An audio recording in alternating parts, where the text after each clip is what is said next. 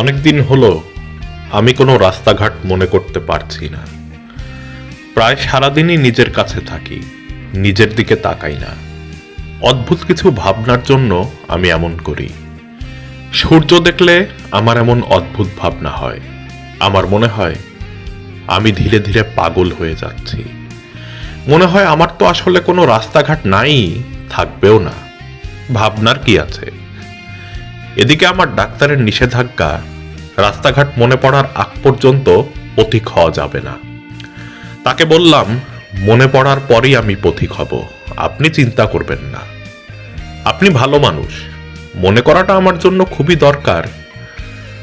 আমি পাগল হয়ে যাওয়ার পরে আমার অতীতের রাস্তাগুলায় পাগলের মতো শুয়ে থাকব। মাথার উপরে হবে সূর্যোদয়। সেই সূর্য দেখে অদ্ভুত সব ভাবনা হবে আমার। আমি হাসি চেপে রাখবো না। চাকুরিজীবীদের হাসি চেপে রাখতে হয়, আমি চাকুরিজীবী না। এই কথাটা আমি চিল্লায়ে বলবো রাস্তাকে, গায়ে লাগবে মানুষের। দুইজন ভদ্রলোক 2 মিনিটের জন্য তাদের সন্তানের ভবিষ্যৎ ভাবা থামায়ে আমাকে থাপ্পড় দিয়ে যাবে। আমি হাসি চেপে রাখবো না। আমার ডাক্তারকে তখন আমি খুব খুঁজবো, দেখবো তাকে কোথাও খুঁজে পাচ্ছি না। আমার রাস্তাঘাট মনে পড়েছে, এইটা তাকে বলতে খুব ইচ্ছা করবে আমার, কিন্তু আমি তাকে বলতে পারবো না।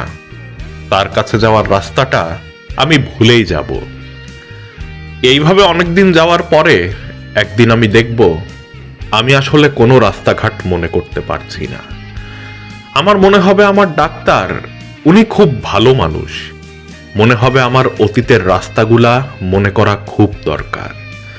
ইচ্ছা হবে সেই রাস্তাগুলায় পাগলের মতো শুয়ে থাকতে, যেইখানে আমি নিজেকে হুকুম দেওয়ার আগে নিজেরই গোলাম হয়ে যাব। তারপর সূর্যের দিকে তাকায়ে থাকব। অদ্ভুত সব ভাবনা হবে আমার। আমার মনে হবে আমার কোনো রাস্তাঘাটই নাই, থাকবেও না।